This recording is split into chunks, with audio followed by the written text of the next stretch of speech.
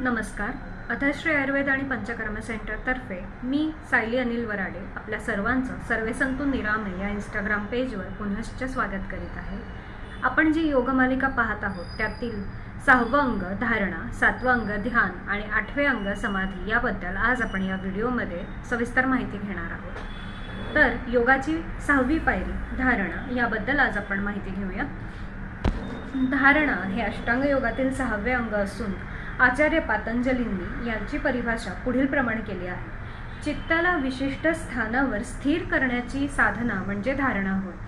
पातंजलींनी नाभीचक्र, हृदय, उर, कंठ, मुख, नासाग्र, नेत्र, भ्रूमध्य, मस्तक आणि त्यावरचा प्रदेश या 10 स्थानांवर क्रमशः चित्त एकाग्र करणे म्हणजे धारणा होय असे स्पष्ट केलेले आहे. साधकाचे मन पूर्णतः धारणेसाठी निवडलेल्या स्थानावर एकाग्र हवे. असे झाल्यास साधक देहभान विसरून तल्लीन होऊन जातो. त्यामुळे मनातील विचारांवर नियंत्रण होऊन मन एकाग्र होण्यास मदत मिळते. ह्याच्या अभ्यासाने साधकास ध्यान आणि समाधीचा अभ्यास करण्याकरिता सक्षम होतो. अंतर्दृष्टी व ज्ञानशक्ती जागृत होते. आता पुढील पायरी आहे ध्यान. थोडक्यात ध्यान म्हणजे काय तर मेडिटेशन. साधकाने एका विशिष्ट ध्येय वस्तूवर चित्त एकाग्र केले असेल त्याच ठिकाणी त्याची एकतानता होणे म्हणजे लक्ष दुसरीकडे न जाता सारखे त्याच वस्तूचे चिंतन करणे ह्याला ध्यान असे म्हणतात. थोडक्यात धारणेची पुढची पायरी म्हणजे आपण एका विशिष्ट वस्तूवर किंवा एका विशिष्ट स्थानावर चित्त एकाग्र करण्याचा प्रयत्न करणं म्हणजे ती धारणा झाली. आणि तीच प्रोसेस पुढे कंटिन्यू जर झाली, काही काळाकरिता वेळ जाऊन तीच प्रोसेस पुढे कंटिन्यू केली तर त्या स्थानावर आपलं ध्यान लागतं. म्हणजे एकाग्रता अजून वाढते आणि एक लयता येते, एक कंटिन्युअस फ्लो राहतो. त्याला ध्यान असं म्हणतात. ठीक आहे.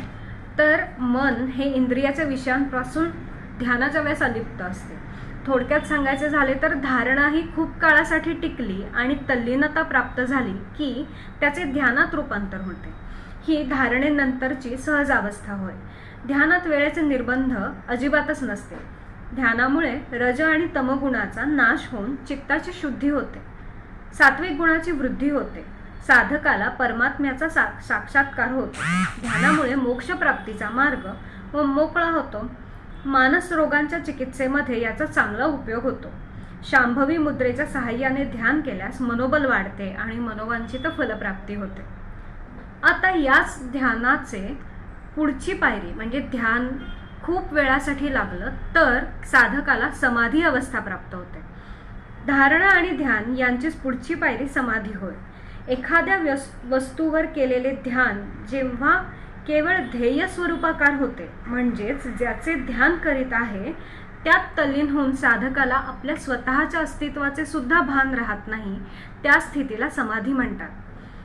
थोडक्यात उदाहरण द्यायचं झालं तर आपण संतश्रेष्ठ मीराबाईंचं घेऊ शकतो. मीराबाईंनी ध्यान करताना त्यांच्यासाठी जे स्थान होतं ते श्रीकृष्णाची मूर्ती होती. म्हणजे श्रीकृष्ण हा एक विचार घेऊन, एक तत्व घेऊन त्यांनी धारणेची सुरुवात केली.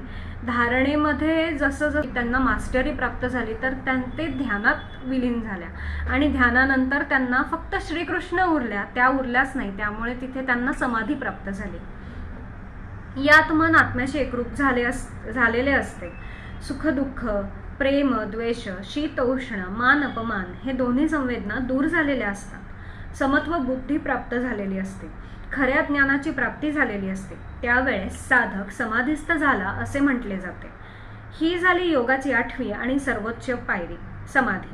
अशा प्रकारे आपण या योग मालिकेत योगाच्या यम, नियम, आसन, प्राणायाम, प्रत्याहार, धारणा, ध्यान आणि समाधी या 8 पायऱ्या पाहिल्या. इथेच आपली योग मालिका पूर्ण झाली. पुन्हा एकदा भेटूया अशाच एखाद्या विषयावरील मालिकेत. तोवर धन्यवाद.